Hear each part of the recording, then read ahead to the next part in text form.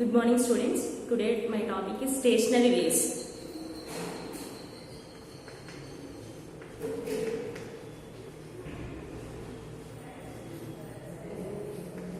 Stationary waves. స్థిర తరంగాలు.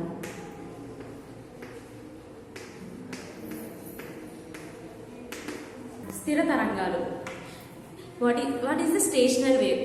The wave traveling in the opposite direction. You take in two waves తీసుకుని రెండు తరంగాలు తీసుకుని ఆ రెండు తరంగాలు ఒకదానికొకటి ఆపోజిట్ డైరెక్షన్లో ఎదురు బెదురు ప్రయాణం చేసినప్పుడు ఆ రెండు తరంగాలు ఒక సర్టెన్ ప్లేస్ టైంకి వచ్చినప్పుడు ఒకదానికొకటి కొలైడింగ్ జరుగుతుంది. అలా కొలైడింగ్ జరిగినప్పుడు ఏర్పడే తరంగాలు ఏం చెప్తాం అంటే స్థిర తరంగాలు అని చెప్తాం. అంటే you take in two waves the two waves traveling in the opposite direction sometimes both are colliding. It's produced by the stationary wave. Okay, అంటే మనం two waves తీసుకున్నాం.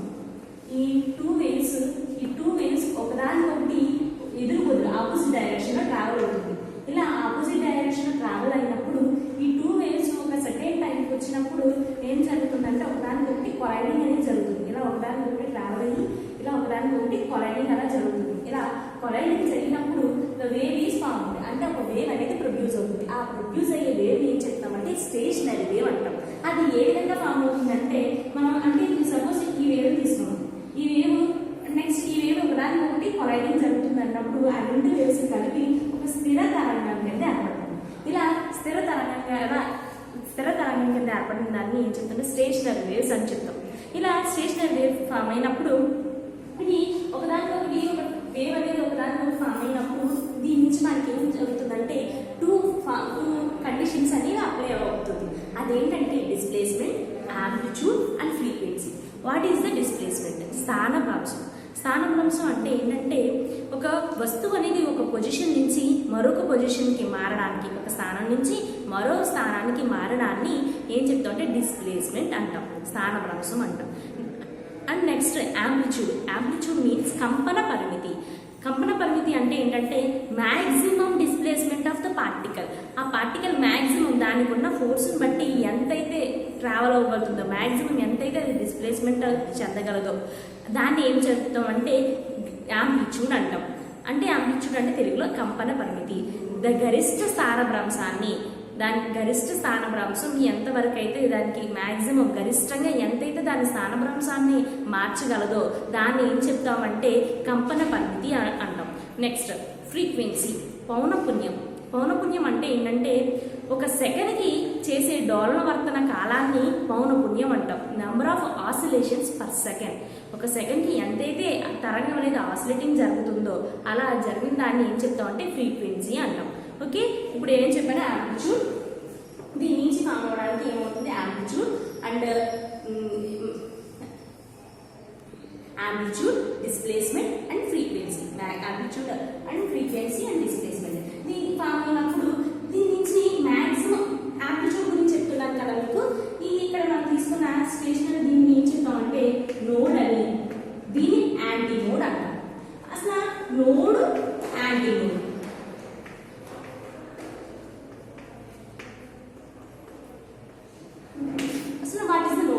నోడ్ అంటే ఏంటంటే maximum displacement of the particle is called node. అంటే ఏదైతే maximum displacement of the particle ని node అని, zero and anti node maximum displacement of the particle. అంటే ఈ maximum displacement of the particle ఏం చెప్తామంటే స్టేషనరీ వేవ్స్ అని చెప్తున్నాం.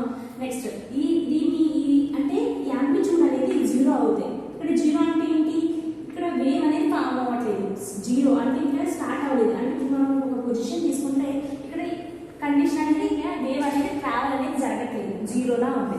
జీరోలో మనకు ఇక్కడ నుంచి వేవ్ అనేది ఫామ్ అవుతుంది. ఇలా ఈ విధంగా ఫామ్ అయినప్పుడు జీరో నుంచి వేవ్ ఫామ్ అవుతుంది అని చెప్తున్నాను కదా. దీన్ని zero amplitude is called node. అంటే నోడ్ని ఏం చెప్తామంటే అస్పందనాలు అండ్ ప్రస్పందనాలు.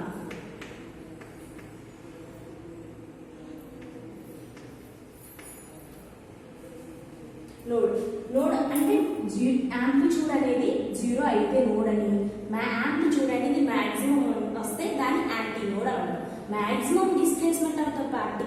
అంటే amplitude is the maximum is called 0 and 0 the position of zero amplitude is called node, the position of maximum amplitude is called antinode. అంటే అస్పందనాలు మరియు ప్రస్పందనాలు. ఇదేంటి జీరో యాంప్లిట్యూడ్ అంటే ఏంటంటే కంపన పరిమితి శూన్యంగా ఉంటే అస్పందనాలని, కంపన పరిమితి గరిష్టంగా ఉంటే దాన్ని ప్రస్పందనాలు అంటాం. ఓకేనా? Node and antinode.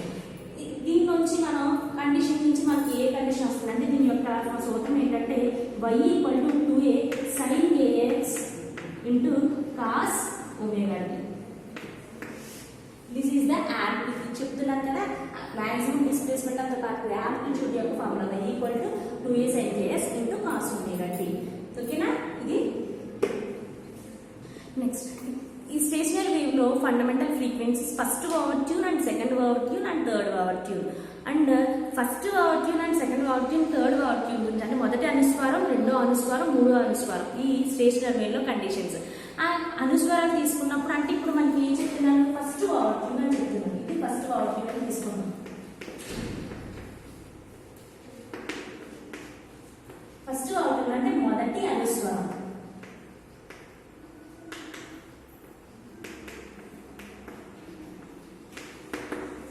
మొదటి అనుస్వారం తీసుకున్నాం. అనుస్వారం తీసుకున్నప్పుడు ఫస్ట్ ఓవర్ ట్యూన్ అంటే ఇప్పుడు మీకు ఈ ఫస్ట్ ఓవర్ ట్యూన్ దేని నుంచి తీసుకుంటామంటే మనం ఇందాక స్టేషనరీ వేవ్కి ఈ డయాగ్రామ్ అంటే కండిషన్ బట్టి ఈ డయాగ్రామ్ తీసుకున్నాం కదా, తీసుకుని ఈ డయాగ్రామ్ లో ఈ కండిషన్ ని ఫస్ట్ ఓవర్ ట్యూన్ అని, ఈ రెండు కండిషన్స్ కలిపి సెకండ్ ఓవర్ ట్యూన్ అని, అండ్ ఈ 3 కలిపి థర్డ్ ఓవర్ ట్యూన్స్ అని, ఈ మూడు ఓవర్ ట్యూన్లు అంటే ఇంకా మనం తీసుకున్న ఆన్సర్ 1 2 3 4 5 వరకు అంటే ఎంత వరకు అయితే వేవ్ ట్రావెల్ అవుతుందో అంతవరకు మనం ఓవర్ ట్యూన్స్ అన్ని తీసుకోవచ్చు.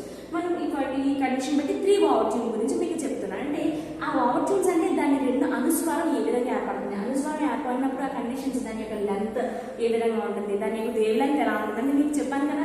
అంటే ఈ క్రస్ట్ అంటే టఫ్ గురించి చెప్పి వేవ్ లెంత్ ఫామ్ అవుతుంది అనేసి దాని యొక్క ఫ్రీక్వెన్సీ పౌనపుణ్యం విలువ ఏ విధంగా ఉంటుంది దాని గురించి మనం తెలియజేసుకున్నాం కదా. అదే విధంగా ఈ ఫస్ట్ ఓవర్ ట్యూన్ యొక్క పొడవు తీసుకుంటున్నాం, length L = λ1/2 first over tune condition. అంటే దీని యొక్క కండిషన్ అంటే ఇప్పుడు మనం ఇక్కడ ఏం తీసుకుంటున్నాం, ఇది ఇప్పుడు మనం ఎగ్జాంపుల్ ఈ డయాగ్రామ్ చెప్పాను అంటే ఫస్ట్ ఓవర్ ట్యూన్ కింద ఇది తీసుకుంటున్నాం. అది L = λ1/2 first over tune start అయినప్పుడు దాని యొక్క లెంత్. ఇప్పుడు నాకు L కావాలి, లెంత్ విలువ కావాలి. లెంత్ విలువ కావాలంటే ఏం చేస్తాం 1/2 ఉన్నది 2 ఇటు వస్తే λ1 వాల్యూ వస్తుంది కదా, దాన్ని బట్టి L అంటే 2L = λ1. ఇది wave length. First over tune యొక్క వేవ్ లెంత్ L = λ1/2 అంటే మొదటి అనుస్వారం యొక్క పొడవు దాని యొక్క తరంగ దైర్ఘ్యం మనం తీసుకుంటాం. పొడవు ఏం తీసుకున్నాం λ1/2 అని తీసుకున్నాం. λ1/2 అని తీసుకుని మనకి 2L ఇటు వస్తుంది, 2 ఇటు వస్తుంది కాబట్టి 2L = λ1 కండిషన్ తీసుకున్నాం. అది ఫస్ట్ ఓవర్ ట్యూన్ యొక్క కండిషన్. దీని నుంచి మనం ఏం కనుక్కోవాలన్నా ఫ్రీక్వెన్సీ కనుక్కోవాలన్నా. ఫ్రీక్వెన్సీ కనుక్కోవాలంటే దీని నుంచి మనకి ఫిక్స్డ్ ఫ్రీక్వెన్సీ ఫార్ములా అంటే ఫ్రీక్వెన్సీ పౌనపుణ్యం ఫార్ములా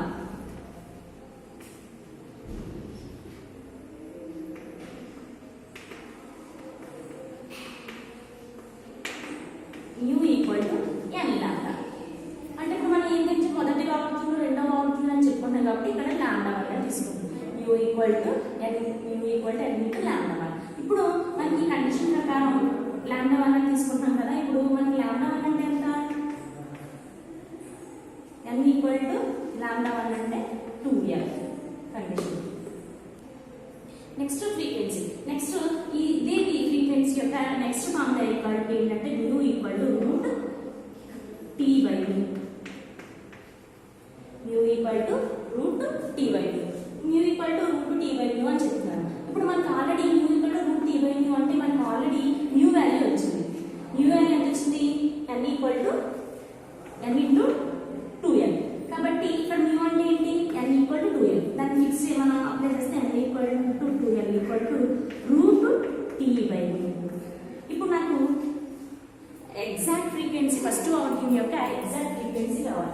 n ఏమవుతుంది ఇంటూలో ఉంది కాబట్టి వస్తే ఏమవుతుంది పై అవుతుంది కాబట్టి n = 1/2L √T/v.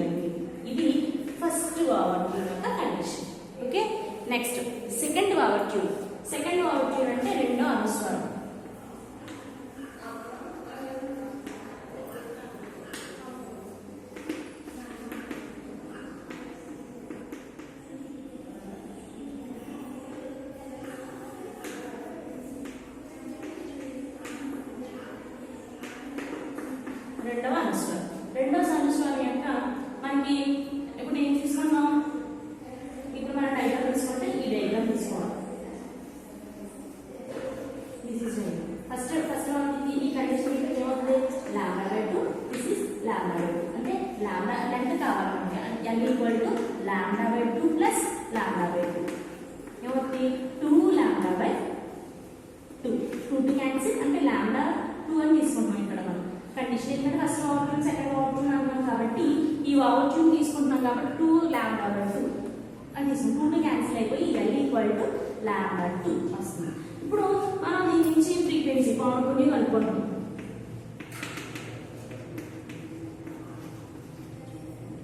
Frequency కనుక్కుంటున్నాం. Frequency మామూలు ఏం చెప్పాను, న్యూ ఈక్వల్ టు λ2 తీసుకుంటే నెక్స్ట్ λ2లో మన λ2 వాల్యూ ఎంత వచ్చింది, l new equal to l into l.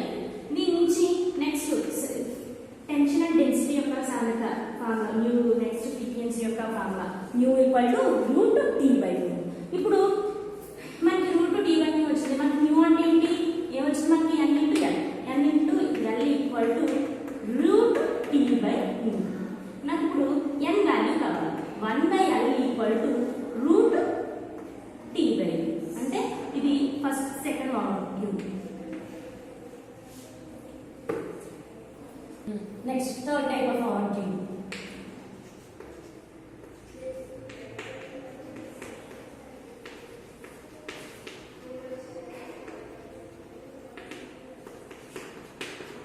మూడవ అనుస్వారం.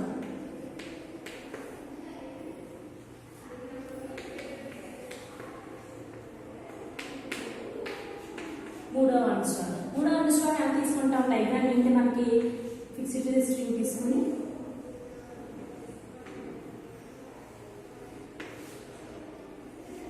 λ/2 దాని యొక్క లెంత్ పొడవు తీసుకుంటాం.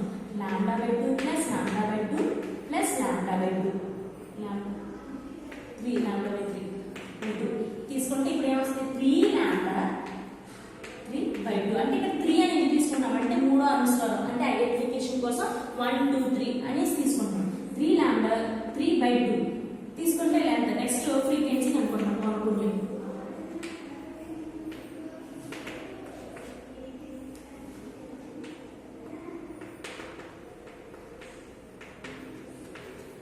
పౌనఃపున్యం తీసుకుంటాం. New equal to n λ/3. ఇప్పుడు మనకి n λ/3 అంటే ఇప్పుడు దీని నుంచి మనం l ఈక్వల్ టు λ/3 మీకు λ వాల్యూ కావాలి. λ వాల్యూ కావాలంటే 3λ/3 ఈక్వల్ టు 2l/3 ఇది λ3 వాల్యూ 2l/3. ఇప్పుడు దీని నుంచి మనం λ3 అంటే న్యూ ఈక్వల్ λ3 వాల్యూ సబ్స్టిట్యూషన్ చేసుకుంటాం ఈక్వల్ టు 2l/3. ఇప్పుడు మనకి ఫిక్స్డ్ ఫ్రీక్వెన్సీ ఫార్ములా ఏం చెప్తున్నాను, new equal to next √T/μ.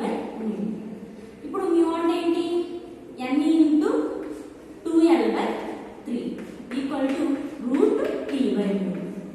ఇప్పుడు ఈ కండిషన్ ఏమవుతుంది, ఇందులో ఉంది కండిషన్ ఏమవుతుంది, ఇటు వెళ్ళి అండ్ డెగన్ ఏమవుతుంది తిరగబడుతుంది. కాబట్టి n equal to 3l/2l/√T/μ. This is third value. And first and second and third values యొక్క విలువలు. ఈ స్టేషనరీ వేవ్స్ లో first law and second law and third law. ఆ లాస్ ఏమేంటి ఒబే చేస్తుందంటే the fundamental frequency of vibrating string is inversely proportional to the length. మనం తీసుకున్న vibrating string ని తీసుకున్నప్పుడు అది తీగ యొక్క పొడవు ఏ విధంగా ఉంటుందంటే విలోమానుపాతంలో ఉంటుంది. ఆ విలోమానుపాతంలో ఉండడం ఫస్ట్ లా. అంటే ఫస్ట్ అనేది inversely proportional to the first law ఇదే fundamental frequency of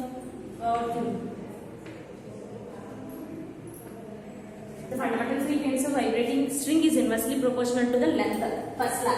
And second law అంటే the fundamental frequency of vibrating string is the square root of tension. And third, the fundamental frequency of inversely proportional to the square root of density. ఈ మూడు లా, ఈ 3 loss అని ఉపయోగిస్తుంది stationery wave లో. స్థిర తరంగాల్లోని 3 loss అనేవి కలిగి ఉంటాయి. ఆ 3 నియమాలు ఏమిటంటే మనం ఫండమెంటల్ ఫ్రీక్వెన్సీ అని చెప్తున్నాను కదా, పౌనఃపున్యం యొక్క విలోమానుపాతంలో పొడవు ఉంటుంది. అది మొదటి నియమం. పౌనఃపున్యానికి విలోమానుపాతం వర్గ తన్యత కలిగి ఉన్నదాన్ని ఏం చెప్తామంటే టెన్షన్ వర్గ అనుపాతం కలిగి ఉంటుంది. అది సెకండ్ లా. థర్డ్ లా సెకండ్ చూడండి, విలోమ అంటే వర్గానికి మనం తీసుకున్న వైబ్రేటింగ్ స్ట్రింగ్ అంటే ఒక పౌనఃపున్యానికి విలోమానుపాతంలో వర్గ తరతన్యత కలిగి ఉన్నదాన్ని టెన్షన్ అని చెప్తాం. ఓకేనా? ఇది n is inversely proportional square root of tension. Third law అంటే ఏంటంటే n is inversely proportional to the square root of density. అంటే పౌనఃపున్యం అనేది విలోమానుపాతానికి స్క్వేర్ రూట్ అంటున్నాం కదా, దాన్ని ఏం చెప్తామంటే వర్గ సాంద్రత కలిగి ఉన్నదాన్ని ఏం చెప్తామంటే ఈ వర్గ సాంద్రత కలిగి ఉంటుంది. ఈ 3 నియమాలు అనేది మనకి స్టేషనరీ వేవ్ లో ఈ 3 సూత్రాలను కలిగి ఉంటుంది. n is inversely proportional to the L, n is inversely proportional square root of tension, n is inversely proportional to the square root of density. This is the stationary wave యొక్క topic. ఈ మొత్తం notes prepare చేసుకుని రాసి ఆ నోట్స్ని practice అవ్వండి.